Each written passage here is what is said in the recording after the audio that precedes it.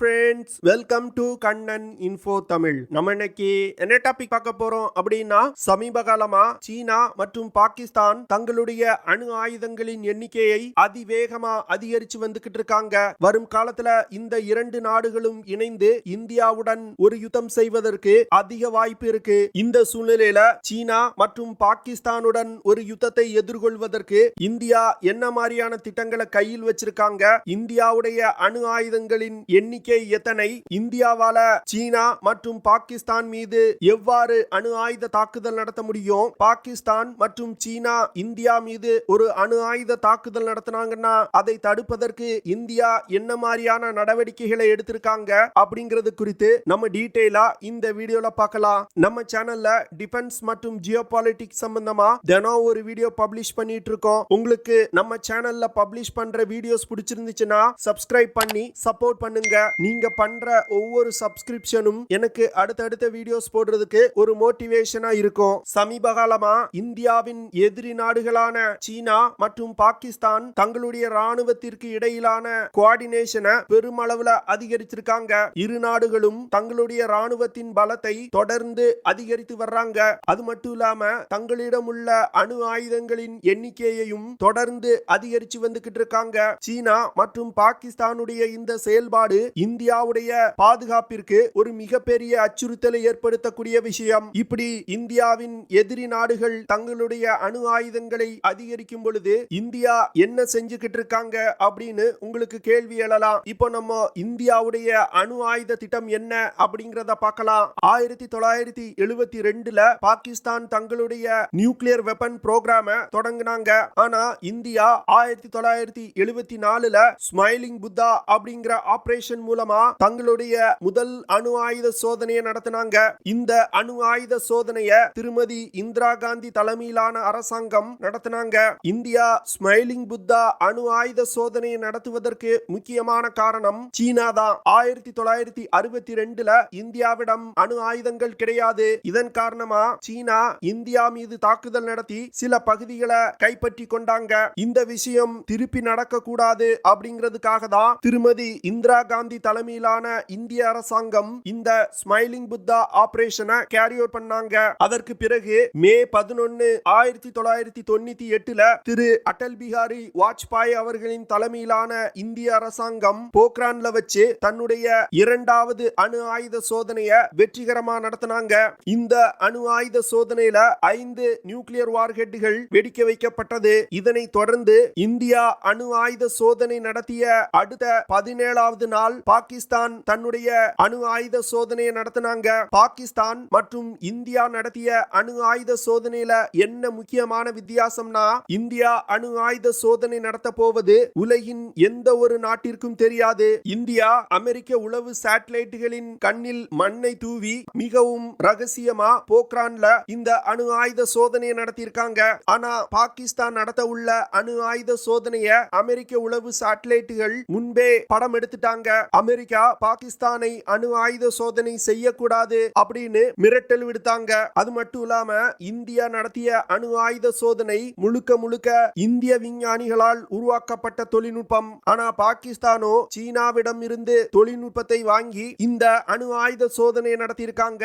தற்போதைய நிலையில் இந்தியாவிடம் 90 முதல் 160 அணு ஆயுதங்கள் இருக்கு. ஆனா பாகிஸ்தானிடம் 100 முதல் 165 அணு ஆயுதங்கள் இருக்கு. அதுவே சீனாவிடம் 350 அணு ஆயுதங்கள் இருக்கு. இந்தியாவிடம் 90 முதல் 160 அணு ஆயுதங்கள் தான் இருக்கு. இது பாகிஸ்தான் மற்றும் சீனாவை விட குறைவான அணு ஆயுதங்கள் அப்படின்னு நீங்க நினைக்கலாம். ஆனா உண்மையில இந்தியாவிடம் 700 கிலோ வெப்பன் கிரேட் புளூட்டோனியம் இருக்கு. இந்த 700 கிலோ புளூட்டோனியத்தை கொண்டு 213 அணு ஆயுதங்களை இந்தியாவால் தயாரிக்க முடியும். இந்தியா தேவைப்படும் பொழுது அணு ஆயுதங்களை அதிகமா தயாரித்துக் கொள்ளலாம் அப்படின்னு இந்த வெப்பன் கிரேட் புளூட்டோனியத்தை சேமிச்சு வச்சிருக்காங்க.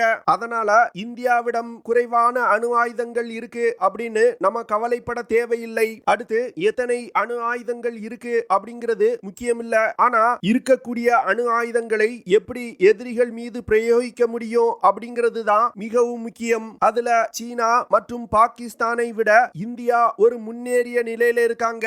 குறிப்பா சொல்லணும் அப்படின்னா, தரையில் இருந்து குறைவான தூரத்துல ஒரு அணு ஆயுத தாக்குதல் நடத்துவதற்கு நடத்துவதற்கு இந்தியா பிருத்திவி மற்றும் அக்னி 1 அப்படிங்கிற 2 மிசைல்களை டெவலப் செஞ்சு வச்சிருக்காங்க. இதுல பிருத்திவி 2 மிசைல்னால 250 முதல் 350 கிலோமீட்டர் தூரத்துல உள்ள இலக்குகளை மிக துல்லியமா தாக்க முடியும். அக்னி 1 மிசைல்னால 700 முதல் 1200 கிலோமீட்டர் தூரத்துல உள்ள இலக்குகளை தாக்க முடியும். பிருத்திவி 2 மற்றும் அக்னி 1 மிசைல்களை இந்தியா பிரத்யேகமா பாகிஸ்தானை மனதில் வைத்து டெவலப் செஞ்சிருக்காங்க. பாகிஸ்தான் மீது அணு ஆயுத தாக்குதல் நடத்துவதற்கு பிருத்திவி மற்றும் அக்னி 1 மிசைல்கள் அடங்கிய 20 லான்ச்சர்களை இந்தியாவுடைய வெஸ்டர்ன் பார்டர்ல டிப்ளாய் செஞ்சிருக்காங்க.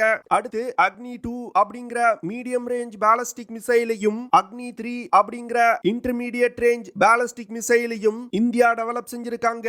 இந்த மிசைல்கள்னால 2000 முதல் 5000 கிலோமீட்டர் தூரத்துல உள்ள இலக்குகளை மிக துல்லியமா தாக்க முடியும். இது தவிர அக்னி 4 மற்றும் அக்னி 5 அப்படிங்கிற இன்டர்கான்டினென்டல் பாலிஸ்டிக் மிசைல்களை இந்தியா டெவலப் செஞ்சிருக்காங்க.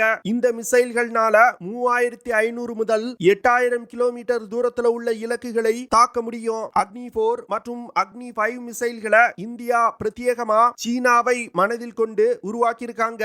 இந்த 2 மிசைல்களையும் பயன்படுத்தி சீனாவுடைய எந்த ஒரு பகுதியின் மீதும் இந்தியாவால் தாக்குதல் நடத்த முடியும். அடுத்து அக்னி 6 அப்படிங்கிற ஒரு அதிநவீன இன்டர்கான்டினென்டல் பாலிஸ்டிக் மிசைலை டெவலப் செஞ்சு வந்துகிட்டு இருக்காங்க. இந்த மிசைல்னால 11000 முதல் 12000 கிலோமீட்டர் தூரத்துல உள்ள இலக்குகளை தாக்க முடியும். இதுல அக்னி 5 மிசைல்ல இருந்து இந்தியா MIRV அப்படிங்கிற தொழில்நுட்பத்தை ஃபாலோ பண்றாங்க.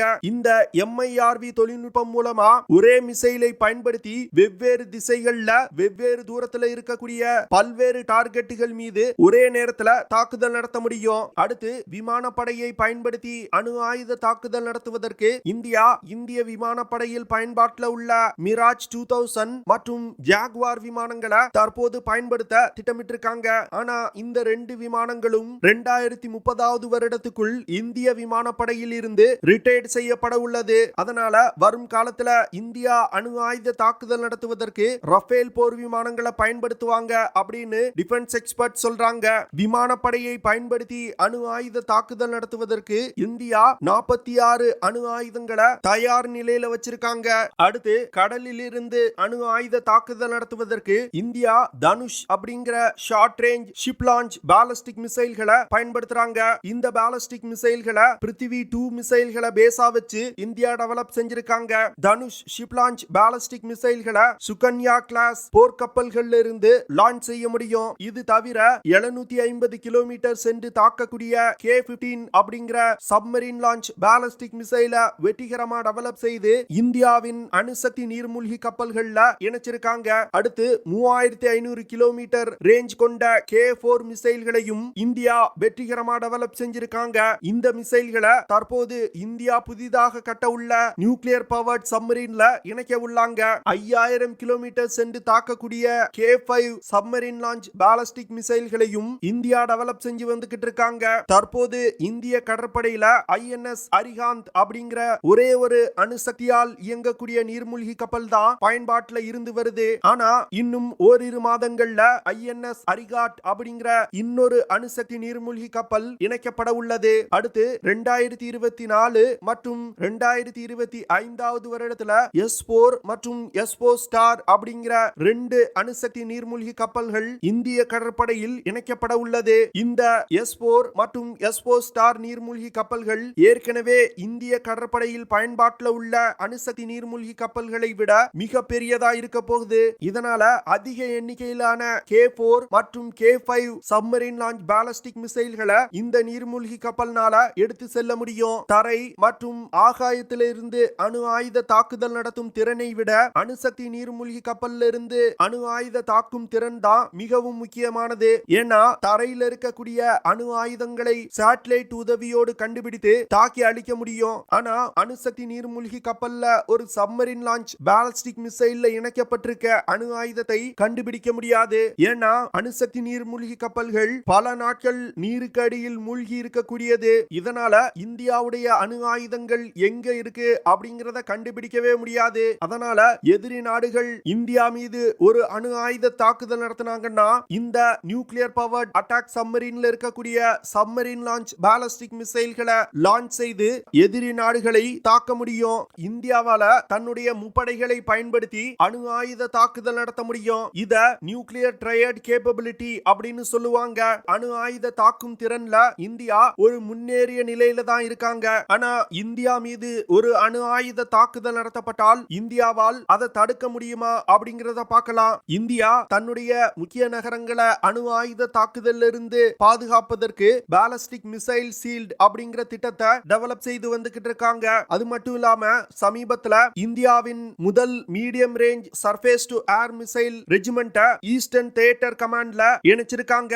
இந்த ஈஸ்டர்ன் தியேட்டர் கமாண்ட் தான் சீன எல்லையை ஒட்டியுள்ள பகுதிகளை பாதுகாக்கக்கூடிய படையணி. இதே ஈஸ்டர்ன் தியேட்டர் கமாண்ட்ல தான் S-400 ஏர் டிஃபென்ஸ் சிஸ்டத்தோட இரண்டாவது ரெஜிமெண்ட டிப்ளாய் செஞ்சிருக்காங்க. இந்த MR-SAM மற்றும் S-400 ஏர் டிஃபென்ஸ் சிஸ்டத்தை இந்தியா பிரத்யேகமா சிலிகுரி காரிடோர் அப்படிங்கிற சிக்கன் நெக் பகுதியை பாதுகாப்பதற்கு இந்தியா டிப்ளாய் செஞ்சிருக்காங்க. இந்த சிலிகுரி காரிடோர் பகுதி அப்படிங்கிறது மிகவும் ஒரு ஸ்ட்ராட்டஜிக் முக்கியத்துவம் வாய்ந்த பகுதி. இந்த பகுதியை சீனா கைப்பற்றிட்டாங்கன்னா இந்தியாவுடைய வடகிழக்கு மாநிலங்களை டோட்டலா இந்தியாவிடம் இருந்து பிரிச்சிட முடியும். அதனால சிலிகுரி காரிடோர் பகுதியில இந்தியா MR-SAM மற்றும் S-400 ஏர் டிஃபென்ஸ் சிஸ்டங்களை டிப்ளாய் செஞ்சிருக்காங்க. இந்த medium range surface to air மிசைல்களை இந்தியாவின் பாரத் எலக்ட்ரிக்கல் லிமிடெட் நிறுவனமும் இஸ்ரேல் ஏரோஸ்பேஸ் இண்டஸ்ட்ரி நிறுவனமும் இணைந்து டெவலப் செஞ்சிருக்காங்க. சமீபத்துல கூட இந்த இரு நிறுவனங்களும் ஏரோ இந்தியா நிகழ்ச்சியில வச்சு தங்களுடைய ஜாயிண்ட் வெஞ்சரை அடுத்த கட்டத்திற்கு எடுத்து போவதற்கான ஒப்பந்தங்கள்ல கையெழுத்திட்டு இருக்காங்க. இந்த MR-SAM மிசைல் இருக்கக்கூடிய 70% பாகங்களை இந்தியாவிலே தயாரிக்க முடியும். MR-SAM மிசைல்கள் பேரக் 8 அப்படிங்கிற நேவல் ஏர் டிஃபென்ஸ் சிஸ்டத்தை பேஸா வச்சு டெவலப் செஞ்சிருக்காங்க. இந்த MR-SAM மிசைல்ல பயன்படுத்தப்படும் இன்டர்செப்டார் மிசைல்னால மாக் 2 அப்படிங்கிற வேகத்துல பறந்து சென்று இலக்குகளை தாக்க முடியும். குறிப்பா சொல்லணும் அப்படின்னா ஒலியின் வேகத்தை விட 2 மடங்கு வேகமா சென்று இலக்குகளை தாக்க முடியும். இந்த MR-SAM மிசைல்களை பயன்படுத்தி பல்வேறு விதமான ஏரியல் டார்கெட்டுகளை தாக்கி அழிக்க முடியும். குறிப்பா சொல்லணும் அப்படின்னா ஃபைட்டர் ஜெட் விமானங்கள், ட்ரோன்கள், cruise missile, glide bomb, unguided bomb போன்ற பல்வேறு விதமான ஏரியல் டார்கெட்டுகளை தாக்கி அழிக்க முடியும். இந்த MR-SAM மிசைல்னால அதிகபட்சமா ஒரே நேரத்துல ஒன்றுக்கும் மேற்பட்ட ஏரியல் டார்கெட்டுகளை 70 கிலோமீட்டர் தூரத்துல இருக்கும் பொழுதே தாக்கி அழிக்க முடியும். ஒரு MR-SAM ரெஜிமெண்ட் அப்படிங்கிறது 16 missile firing unit, compact management system, mobile launcher system, advance long range radar, mobile power pack, radar power system, reload vehicle, field service vehicle போன்ற பல்வேறு சிஸ்டங்கள் இணைந்ததுதான் ஒரு MR-SAM ரெஜிமெண்ட். இந்திய தரைப்படை போன்றே இந்திய விமானப்படையும் 18 ரெஜிமெண்ட் MR-SAM மிசைல்களை ஆர்டர் செஞ்சிருக்காங்க. சமீபத்துல இந்திய விமானப்படை முதல் MR-SAM மிசைல் ரெஜிமெண்ட இணைச்சாங்க. S-400 ஏர் டிஃபென்ஸ் சிஸ்டம் மற்றும் MR-SAM மிசைல்களை இணைத்து பயன்படுத்துறதுனால இந்தியாவுடைய ஏர் டிஃபென்ஸ் மிக சிறப்பா இருக்கும் அப்படின்னு டிஃபென்ஸ் எக்ஸ்பர்ட் சொல்றாங்க. இந்தியா மீது எந்த ஒரு நாடும் அணு ஆயுத தாக்குதல் நடத்துவது குறித்து யோசிக்க கூட மாட்டாங்க. அப்படியே அணு ஆயுத தாக்குதல் நடத்த முயன்றாங்கன்னா இந்தியாவால் அந்த அணு ஆயுத தாக்குதலை முறியடிக்க முடியும். ஓகே ஃப்ரெண்ட்ஸ், நம்ம வீடியோவோட நிறைவு பகுதிக்கு வந்துட்டோம். இதெல்லாம் தான் நான் உங்ககிட்ட ஷேர் பண்ணணும் அப்படின்னு நினைச்ச விஷயங்கள். ஐ ஹோப் நான் ஷேர் பண்ண விஷயங்கள் உங்களுக்கு பிடிச்சிருக்கும்னு நினைக்கிறேன். அப்படி பிடிச்சிருந்துச்சுன்னா ஷேர் பண்ணுங்க, லைக் பண்ணுங்க, கமெண்ட் பண்ணுங்க. மறக்காம நம்ம சேனலுக்கு சப்ஸ்கிரைப் பண்ணுங்க. அப்படியே அந்த பெல் நோட்டிபிகேஷனை கிளிக் பண்ணி ஆல்ங்கிற ஆப்ஷனை எனேபிள் பண்ணிக்கங்க. See you in the next video. Jai Hind.